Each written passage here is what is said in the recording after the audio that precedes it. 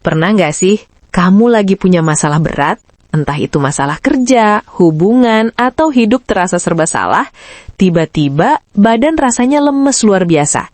Padahal kamu cuma duduk di kamar seharian, nggak lari, nggak angkat beban, tapi kayak abis gulat sama beruang. Kamu mikir, apa aku cuma lemah, males, atau emang otakku yang bermasalah? Ini bukan soal lemah mental, ini soal otak kamu yang lagi bekerja terlalu keras dalam mode darurat. Yuk, kita bongkar satu persatu. Perang saudara di otak versus amigdala versus korteks prefrontal. Begitu masalah datang, otak kita langsung menganggap itu sebagai ancaman. Ada dua wilayah utama yang langsung terlibat. Yang pertama, amigdala, bagian otak yang bertugas kayak alarm kebakaran. Begitu masalah muncul, amigdala langsung membunyikan alarm. Bahaya! Lalu dia menginstruksikan tubuh untuk siap-siap melawan atau kabur. Padahal masalahnya bukan macan, tapi mungkin masalah utang atau omongan orang.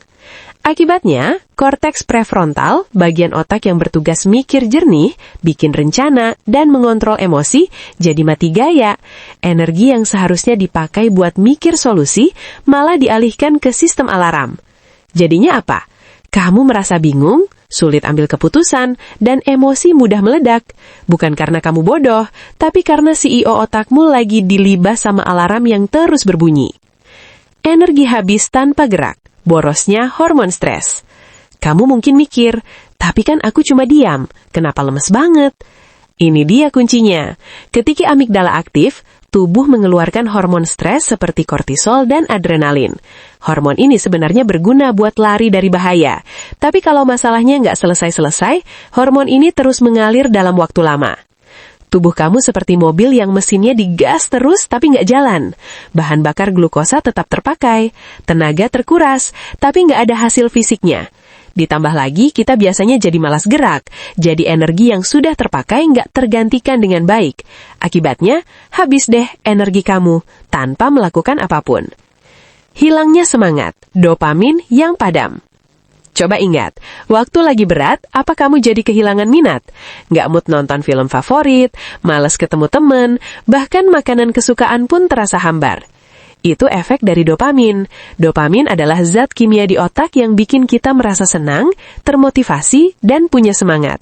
Saat stres kronis, sistem dopamin kita jadi tumpul, reseptornya jadi menurun sensitivitasnya. Otak bilang, apapun yang kamu lakukan, nggak ada imbalan. Kondisi ini disebut anhedonia, dan ini menjelaskan kenapa menyuruh orang yang sedang terpuruk dengan kata-kata santai aja, atau senyum dong, itu nggak efektif. Otaknya memang sedang dalam mode mati rasa. Pikiran mutar-mutar yang boros energi. Pernah nggak, kamu nggak bisa berhenti mikirin masalah yang sama berulang-ulang? Kenapa aku bilang begitu? Seandainya aku tidak melakukan ini, nanti besok gimana? Terus gimana? Dalam neuroscience, ini disebut ruminasi, dan yang menjalankannya adalah default mode network, atau DMN, sirkuit di otak yang aktif saat kita sedang melamun atau mengingat masa lalu. Saat kamu stres, DMN ini jadi hiperaktif. Dia terus memutar ulang kejadian buruk, membayangkan skenario terburuk, dan menguras energi hingga 20% lebih banyak daripada saat kamu fokus mengerjakan sesuatu yang konkret. Jadi, meskipun secara fisik kamu coba rebahan, otakmu seperti sedang menjalankan program berat di belakang layar. Tidur nggak nyenyak, otak nggak bersih. Masalah bikin kita sulit tidur, tapi yang lebih parah, meskipun akhirnya ketiduran, tidur kita jadi dangkal. Padahal saat tidur nyenyak yang disebut slow wave sleep, otak sedang melakukan pembersihan melalui sistem glimfatik. Bayangkan seperti sistem pembuangan sampah di otak. Kalau tidur terganggu, sampah metabolik menumpuk. Akibatnya, kamu bangun pagi dengan kepala berat, badan pegal, dan tenaga yang masih kosong. Bukan karena kurang tidur saja, tapi karena proses detoksifikasi otak gagal total. Tubuh juga ikut teriak. Energi lemah juga muncul dalam bentuk fisik. Punggung kaku, sakit kepala, perut kembung, atau jantung berdebar-debar tanpa sebab. Ini karena otak dan usus saling terhubung lewat sumbu otak usus atau gut-brain axis. Stres menyebabkan usus bekerja kacau, penyerapan nutrisi terganggu, peradangan ringan muncul, dan semua itu memberi sinyal ke otak bahwa badan sedang sakit. Jadilah lemes yang menyeluruh. Antara fisik dan mental jadi satu paket. Tapi tenang, ada kabar baik. Otak punya kemampuan luar biasa yang disebut neuroplastisitas. Dia bisa berubah, memperbaiki diri, dan belajar pola baru. Kita nggak perlu langsung lari maraton atau paksain diri bahagia. Yang diperlukan adalah langkah-langkah kecil yang ramah buat otak. 1. Microbursts aktivitas fisik. Cukup jalan 3 menit, stretching ringan, atau napas dalam-dalam. Ini membantu menurunkan kadar kortisol dan mengaktifkan ulang korteks prefrontal. Saat stres, hormon kortisol melonjak dan tubuh berada dalam mode fight or flight. Aktivitas fisik dalam durasi pendek yang tidak menguras tenaga mengirim sinyal ke otak bahwa ancaman sudah berlalu. Ini memicu pelepasan neurotransmitter seperti GABA dan serotonin yang menenangkan, serta menurunkan kadar kortisol. Selain itu, gerakan fisik meningkatkan aliran darah ke korteks prefrontal, bagian otak yang bertanggung jawab untuk berpikir jernih dan mengendalikan emosi. Contoh konkret. Jalan 3 menit.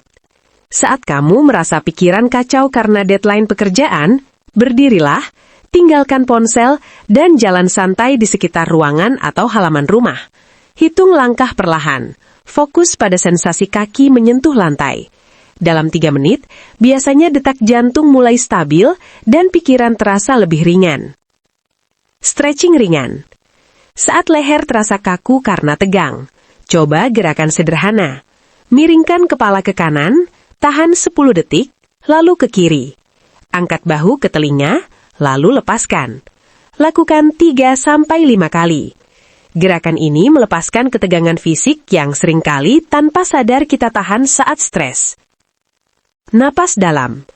Teknik 4-7-8. Tarik napas melalui hidung selama 4 detik, tahan 7 detik, hembuskan perlahan melalui mulut selama 8 detik. Ulangi 3 kali. Ini langsung menstimulasi saraf vagus yang bertugas menginjak rem pada sistem saraf simpatis atau alarm. Tips: lakukan microbursts sebelum kondisi stres memuncak. Misalnya sebelum rapat penting, sengaja luangkan 2 menit untuk napas dalam. Ini bukan buang waktu, tapi mengembalikan kendali otak. 2. Labeling emosi. Coba sebutkan dengan lantang atau dalam hati. Aku sedang cemas. Aku sedang lelah. Aktivitas sederhana ini terbukti menurunkan aktivitas amigdala. Penelitian neuroscience, termasuk oleh psikolog UCLA, Matthew Lieberman, menunjukkan bahwa memberi nama pada emosi, proses effect labeling, menurunkan aktivitas amigdala atau pusat alarm, dan mengaktifkan korteks prefrontal ventrolateral, area yang berperan dalam mengendalikan impuls dan menenangkan respons emosional. Dengan kata lain, saat kamu memberi label, otak berpindah dari merasakan ke memahami, dan itu meredam reaksi berlebihan. Contoh konkret, saat serangan kecemasan datang, misalnya tiba-tiba jantung berdebar, tangan gemetar, dan pikiran gelisah. Tarik napas sekali, lalu katakan dalam hati, ini kecemasan yang sedang muncul, aku sedang merasa takut. Jangan menilai, cukup beri label. Rasakan bagaimana tubuh sedikit demi sedikit rileks. Saat marah meledak, kamu hampir membentak pasangan karena hal sepele. Sebelum bicara, jeda, lalu ucapkan, aku sedang marah, sangat marah. Dengan memberi label, kamu memberi ruang antara emosi dan reaksi. Amigdala mereda, dan kamu bisa memilih respons yang lebih bijak. Saat kelelahan mental, bangun tidur, tapi rasanya sudah lelah. Coba katakan bahwa, aku sedang lelah, dan itu wajar karena beberapa hari ini, aku terus memikirkan banyak hal. Hanya dengan mengakui, kamu tidak melawan kondisi, dan energi yang tadinya habis untuk menekan kelelahan, bisa dialihkan untuk istirahat. Tips: labeling lebih efektif jika dilakukan dengan nada netral dan tanpa kritik. Hindari, aku lemah sekali, atau, kenapa sih aku begini? Cukup sebutkan apa yang sedang terjadi. 3. Gangguan loop pikiran dengan panca indera. Metode grounding. Sebutkan 5 hal yang kamu lihat, 4 yang bisa disentuh, 3 yang terdengar, 2 yang bisa dicium, 1 yang bisa dirasakan. Ini membantu menghentikan DMN yang muter-muter. Teknik ini mengalihkan perhatian dari Default Mode Network atau DMN, sirkuit otak yang aktif saat melamun, mengingat masa lalu, atau mengkhawatirkan masa depan. DMN yang hiperaktif adalah penyebab utama ruminasi, atau pikiran berputar-putar. Dengan memfokuskan pada panca indera, kita mengaktifkan Task Positive Network, yaitu area otak yang terlibat dalam perhatian pada lingkungan saat ini. Ini memutus loop pikiran negatif dan mengembalikan otak ke saat ini. Contoh konkret. Situasi. Kamu terjebak dalam pikiran mengulang-ulang kesalahan yang sudah terjadi atau cemas berlebihan tentang masa depan. Badan terasa berat, kepala penuh. Lakukan grounding 5, 4, 3, 2, 1. 1. 5 hal yang kamu lihat. Lihat sekeliling. Sebutkan, aku melihat lampu meja berwarna putih. Ada gelas kosong di samping, bayangan pohon di jendela, buku berwarna biru, dan debu kecil di lantai. Lakukan dengan perlahan. 2. 4 hal yang bisa disentuh. Rasakan tekstur benda di sekitarmu.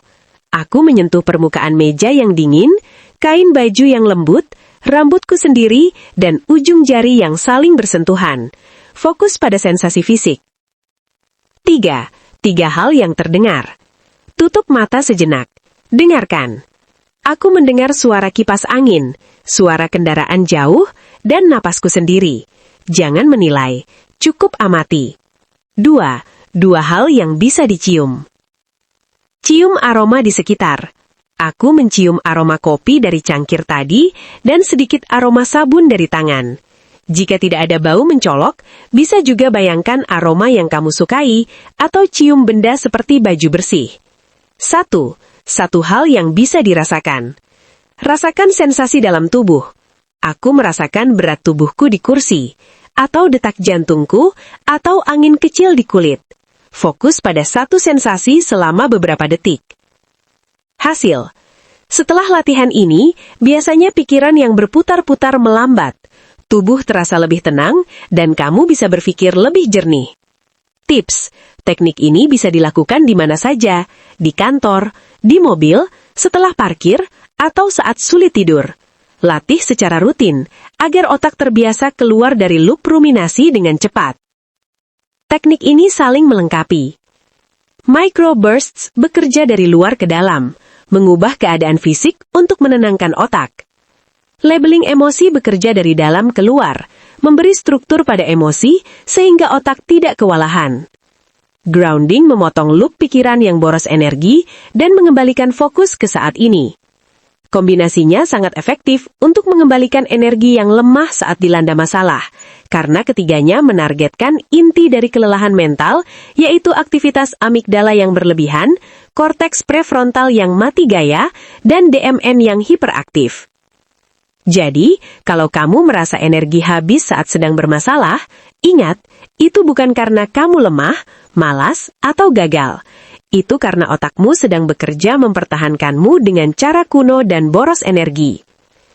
Energi yang lemah adalah sinyal, bukan vonis. Dengan memahami apa yang terjadi di dalam kepala, kamu bisa mulai mengambil langkah kecil untuk memulihkannya. Dan yang paling penting, beri dirimu izin untuk beristirahat tanpa merasa bersalah. Karena otak yang sedang badai, butuh waktu untuk tenang kembali. Kalau video ini bermanfaat, jangan lupa like dan share ke teman yang mungkin sedang butuh. Ada yang mau nambahin pengalaman? Tulis di kolom komentar. Sampai jumpa di video berikutnya.